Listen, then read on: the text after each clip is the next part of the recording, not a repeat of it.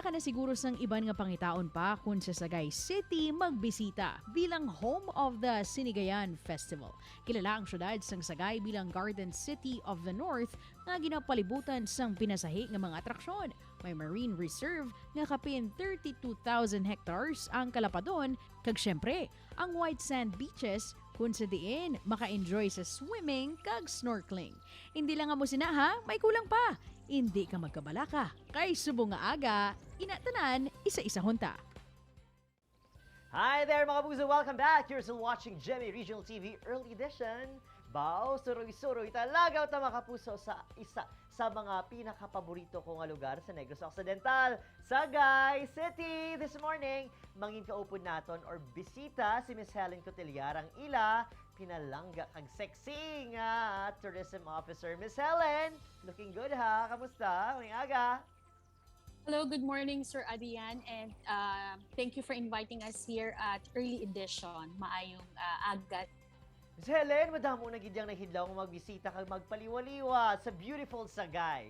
With a more relaxed protocols, ang mga paborito bala naton nga destinations ang pwede naliwat pabisitahan?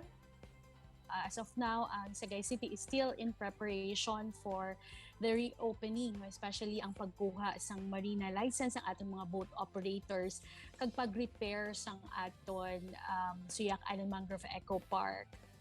Now, let's talk about Sagay City bilang sikat nga home to many natural wonders. Ano ang ara sa Sagay City nga imo giniginapabugal? Just recently, sir, we have launched our video on Sagay Marine Reserve and dira na showcase ang bugana, ang katahom, kag ang rich history sang aton Sagay Marine Reserve kung sa diin ina siya isa man sa bantog nga ecotourism destinations, hindi lang sa probinsya kundi sa bilog nga pungsod bilang ika-third largest marine reserves in the country. Kag bangod sini amon gid ginahulungan ini nga lugar kag nag-implementar kami sang sustainable tourism and responsible tourism principles. And now this time, Miss Helen, let me ask you this. How do you guys make sure nga mga dunang manggad sang inyong lugar are well protected sa tungasang pagsulong sa aton nga lokal nga turismo? All of these sites within protected area has a carrying capacity. Wala pa kami pandemic, may ara na kami carrying capacity sa sini nga mga sites kag wala kami overnight stay diri nga mga sites within the protected area. And ini siya ang aton mga community-based stakeholders are well trained in terms of making sure that the environment is well protected. Kag subong man ang briefing sa aton mga turista nga hindi kita pwede kadalasang mangroves, hindi kita pwede katapak sang corals, no, kag iban pa nga mga bagay nga makapadayon nga makaprotect sang aton dunang manggad. And now, Miss Helen, let's focus sa Sinigayan Festival. Buong nahidlaw nagkikita tanan, magsaot-saot sa Sagay City, refresh our memories. Our notes, why is this celebrated in the first place? Nga gani? Ini nagsugod ini siya sa aton anay gobernador. Kung sa diin ang gusto niya nga may kapistahan kita sa pagsaulog o pag-celebrate sa aton dunang manggad kag kadakatan. At the same time, i-celebrate naton ang aton mga gains, no?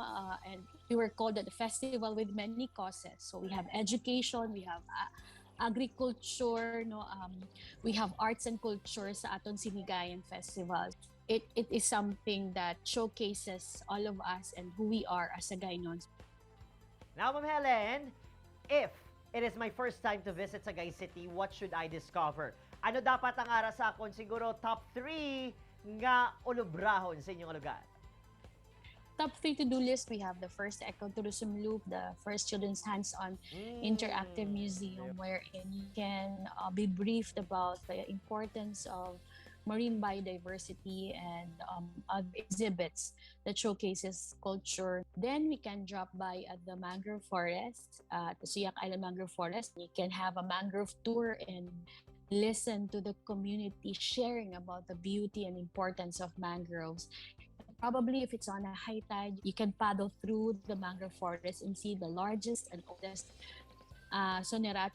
mangrove species in the area. So it's beautiful mangroves. And then If by chance, you can also see the flying foxes inside the mangrove forest, and then you can have lunch there, and then probably head on to Carbon Reef and enjoy the underwater paradise and snorkel through this protected area. Ang aton natural wonders really is we have three major ecosystems sa aton Sagay Marine Reserve, ang aton lusay, which is the seagrasses, the mangroves, and the corals.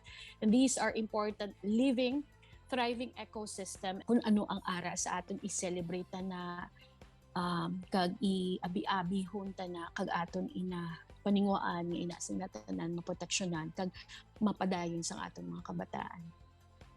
Miss Helen, thank you so much. Looking forward nga sa liwat makabisita naman kita sa Sagay City. Damoging salamat. God bless you. See you soon. Bye. Sir Adrian, thank you so much for inviting us here. Padayon kita nga magpaninguha agud mabukas na ang atong turismo kag padayon kita samtang nagahalo. O mga puso, dinala ka buha, dugang naman yung impormasyon and good vibes ang among dala sa pagbalik sa inyong paborito nga programa kung aga, GMA Regional TV Early Edition. We will be right back. Ini ang GMA Regional TV Early Edition.